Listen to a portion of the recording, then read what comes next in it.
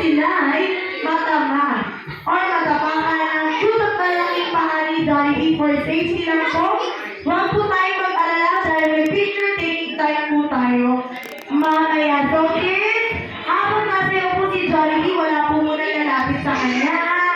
Okay, so nandito ka sa Jollibee, may natakot na agad sa'yo, umiyak na siya. Ayun, umiyak na. Pero yung isang pagban, hindi na nakikita siya sa'yo. Okay, so please, welcome again, ang best man na lahat. Jollibee, alam sa palakpakan ng Jollibee.